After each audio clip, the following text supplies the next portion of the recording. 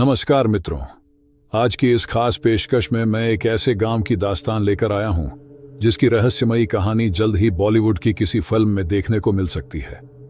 इसकी वजह है कि यह कथा अपने आप में इतनी रोमांचक और भयावह है कि इसे सुनते सुनते आपको लगेगा मानो आप किसी थ्रिलर फिल्म का हिस्सा बन गए हों। यह घटना इतनी चौंकाने वाली है कि विश्वास करना मुश्किल हो जाएगा कि ऐसा किसी के साथ सच में घटित हुआ होगा। दिलचस्प लग रहा है ना? कुछ अलग और अनसुनी कहानी सुनने का मन कर रहा है। तो चलिए जानते हैं आखिर अंशुमन नाम के इस युवक के साथ ऐसा क्या घटित हुआ था। अंशुमन एक साधारण लेकिन जिज्ञासु प्रवृत्ति का लड़का था जो किसी बड़े शहर में रहता था। वह अपनी जिंदगी को बस एक तयशुदा ढर्रे पर नहीं जीना चाहता था, बल्कि उसमें रोमांच भरने के लिए हमेशा तैयार रहता था। घूमना फिरना, नई जगहों को खंगालना और अलग अलग अनुभव लेना उसकी फितरत में शामिल था। उसे अनजान स्थानों की खोज करना और वहां की अनकही कहानियों को जानने का बेहद शौक था। जैसे ही उसे मौका मिलता वह अपना बैग उठाकर सफर पर निकल पड़ता। उसे न किसी दोस्त की जरूरत होती, न ही किसी साथी की। वह अकेले ही अपने रोमांच को जीने में विश्वास रखता था। उसकी सबसे बड़ी दिलचस्पी ऐसे स्थानों की खोज में थी जिनके बारे में अधिकतर लोग नहीं जानते थे। वो जगहें जो इतिहास में दबी हुई थीं, जिनके बारे में कहानियां तो थीं, लेकिन उनके वास्तविक अस्तित्व से बहुत कम लोग वाकिफ थे। कई बार वह पहले से किसी जगह की जानकारी लेकर वहां जाता, तो कभी कभी किसी अनजान स्थान पर पहुंचने के बाद वहां की दास्तान जानने की कोशिश करता और फिर उसके आधार पर उस जगह को एक्सप्लोर करता। इस बार उसने फैसला किया कि वह हरियाणा की ओर रुख करेगा। हरियाणा में बहुत से छोटे छोटे गांव हैं, ये तो सभी जानते हैं, लेकिन वहां कुछ ऐसे भी गांव हैं जो समय के साथ गुमनाम हो गए हैं। इनकी अपनी एक अनसुनी दास्तान है, अपना एक रहस्यमयी अतीत है। अंशुमन ने जब इस बारे में छानबीन की तो उसे जानकारी मिली कि हरियाणा में एक छोटा सा गांव है जिसका नाम दुमरखा है। यहीं कहीं एक और बस्ती थी जिसके बारे में कोई स्पष्ट जानकारी उपलब्ध नहीं थी। जिसने भी उसे इस जगह की जानकारी दी, चाहे वह उसका कोई दोस्त हो या कोई रिश्तेदार, सबका कहना यही था कि पहले वह गांव बेहद खुशहाल था, लेकिन अब वहां कदम रखना भी लोग खतरनाक समझते हैं। दुमरखा के लोग इस रहस्यमयी गांव के बारे में जानते थे क्योंकि वह गांव उसी इलाके में आता था। वहां जाकर अंशुमन को काफी रोमांच मिलने वाला था। ऐसा कहकर उसके दोस्त ने उसे और भी उत्साहित कर दिया। अंशुमन तो पहले ही इस तरह की जगहों को खोजने में दिलचस्पी रखता था। अब जब उसे ऐसी किसी अनजानी बस्ती की जानकारी मिली तो उसका जोश दो गुना हो गया। भाई, ये तो बताने लायक चीज ही नहीं है, उसने तुरंत अपने दोस्त से कहा। मुझे तो सिर्फ सुनकर ही इतना रोमांच महसूस हो रहा है कि मेरा सब्र खत्म हो गया है। मैं एक पल भी रुक नहीं सकता, सीधा निकल रहा हूं दुमरखा के लिए। अपने परिवार वालों को उसने यह बात बताई, लेकिन वे ज्यादा परेशान नहीं हुए क्योंकि वे उसके इस स्वभाव के आदी हो चुके थे। वह जब तब नई जगहों पर घूमने निकल जाया करता था, इसलिए इस बार भी उन्होंने उसे ज्यादा नहीं रोका। जल्द ही अंशुमन हरियाणा के उस छोटे से गांव दुमरखा पहुंच गया। वहां उसने एक दिन बिताने का फैसला किया क्योंकि उसे यह पता लगाना था कि जिस रहस्यमयी गांव की बात हो रही थी वह आखिर कहां है। उसने गांव के कुछ स्थानीय लोगों से इस बारे में पूछा, यहां आसपास कोई ऐसी जगह है क्या जो कभी बहुत संपन्न थी, लेकिन अब उसका नाम सुनते ही लोगों की रूह कांप जाती है। गांव वालों ने उसकी बात सुनी और एक दूसरे की तरफ देखने लगे।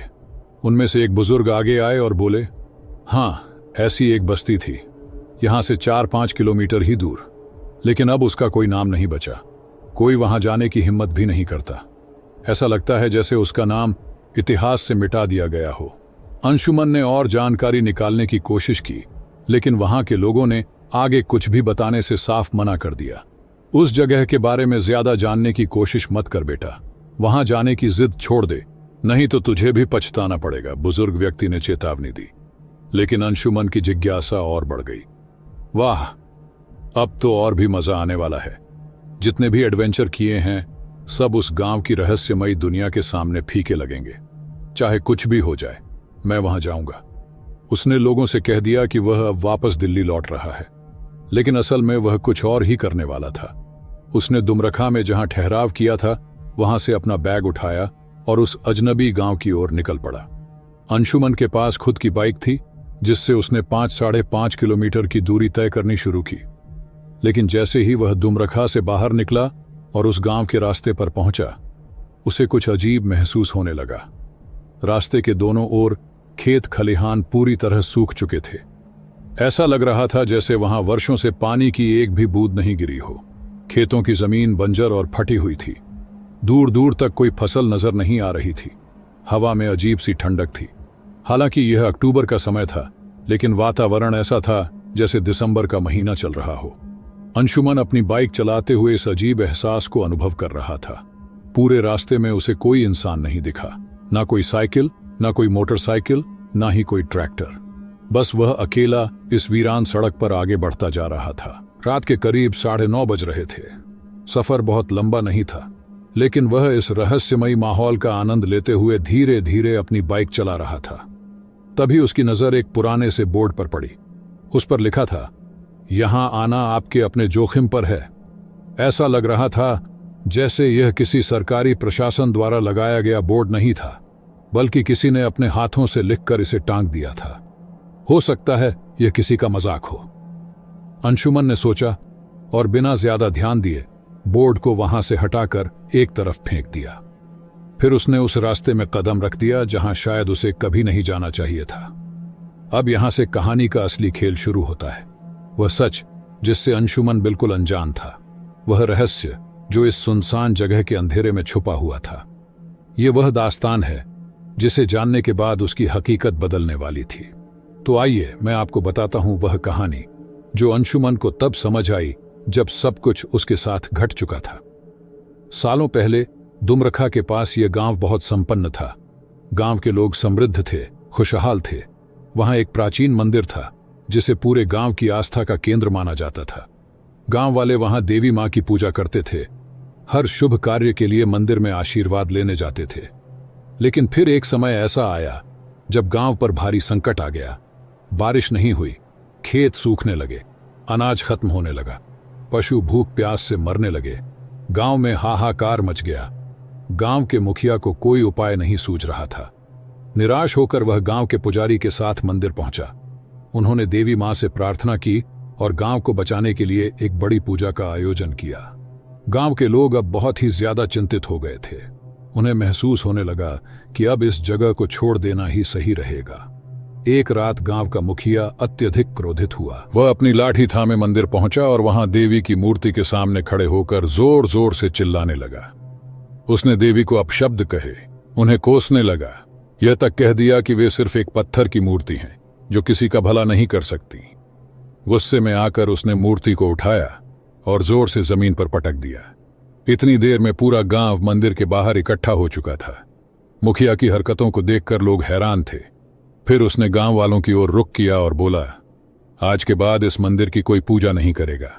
अब चाहे जो भी हो जाए, इस मंदिर के द्वार बंद कर दिए जाएंगे और यहां ताला लगा दिया जाएगा। उस रात अचानक से एक भयानक आंधी आई। आसमान से कड़कड़ाती बिजली गिरी, जिससे गांव के कई हिस्सों में आग लग गई। लोग कुछ समझ पाते इससे पहले ही पूरा गांव जलकर खाक हो गया। बहुत कम लोग ही इस तबाही से बच सके। अगले दिन जो लोग बचे थे उन्होंने गांव को श्रापित मान लिया और हमेशा के लिए वहां से चले गए। उन्होंने गांव के प्रवेश द्वार पर एक चेतावनी लिख दी, यहां आना खतरे से खाली नहीं है। समय बीतता गया और धीरे धीरे उस गांव की कहानी एक रहस्य बन गई। आसपास के गांवों में यह किस्सा चर्चा का विषय बना और लोग इस जगह से दूर रहने लगे। जो भी वहां गया उसके साथ कुछ न कुछ अनहोनी जरूर हुई। जो बचकर लौटे वे बस यही कह पाए कि यह गांव अब अंधकार के अधीन है। यहां अब किसी भी देवी देवता का वास नहीं है। आयुष्मान को इस घटना के बारे में कुछ भी नहीं पता था। वह इस श्रापित गांव में पहुंच गया और जैसे ही उसने वहां कदम रखा, उसकी नजर एक जर्जर मंदिर पर पड़ी।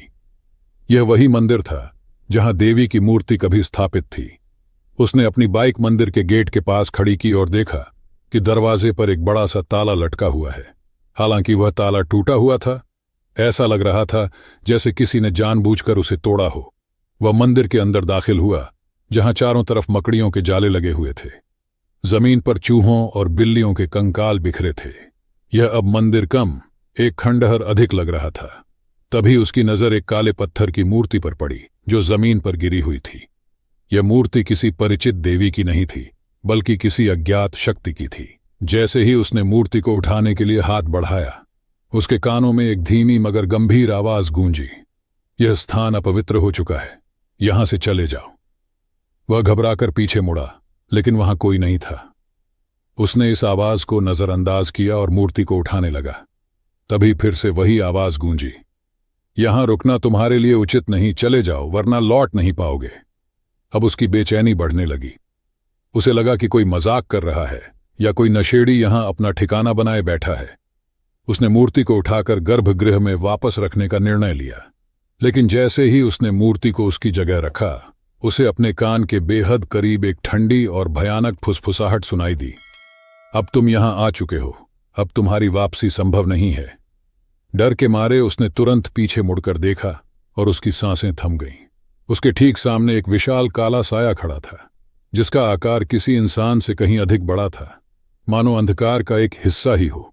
उसकी आकृति स्पष्ट नहीं थी, बस एक गहरी छायामयी परछाई थी। ये कोई साधारण परछाई नहीं थी, बल्कि एक त्रिआयामी काले धुएं जैसी रचना थी। उसकी आंखें जलती हुई लाल रोशनी जैसी थीं, मानो अंधेरे के बीच दो अंगारे चमक रहे हों। उसमें कोई चेहरा नहीं था, शरीर की कोई ठोस बनावट नहीं थी, सिर्फ गहरा अंधेरा और वो डरावनी आंखें। वह दृश्य इतना भयावह था कि आयुष्मान जैसे ही उस साये के करीब पहुंचा, उसके रोंगटे खड़े हो गए। अचानक ही वो साया उसके बेहद पास आ गया और घबराहट में उसने जोर से चीखते हुए अपने हाथ से टॉर्च गिरा दी। फिर बिना कुछ सोचे समझे जान बचाने के लिए बाइक की ओर दौड़ा। उसकी किस्मत अच्छी थी कि बाइक तुरंत स्टार्ट हो गई। बिना कोई देर किए उसने बाइक दौड़ा दी और वहां से पूरी रफ्तार में भाग निकला। भागते समय उसने बाइक के पीछे लगे शीशे में देखा तो उसे समझ आया कि वह साया किसी इंसान की तरह नहीं, बल्कि बादल की तरह उसका पीछा कर रहा था। वह हवा की तरह हल्का था, लेकिन दिखने में भयानक और रूह कंपा देने वाला। उसकी कोई ठोस आकृति नहीं थी, सिर्फ गहरी काली धुंध जिसमें वो जलती हुई लाल आंखें भयंकर रूप से चमक रही थीं। आयुष्मान को इस घटना के बारे में कुछ भी नहीं पता था।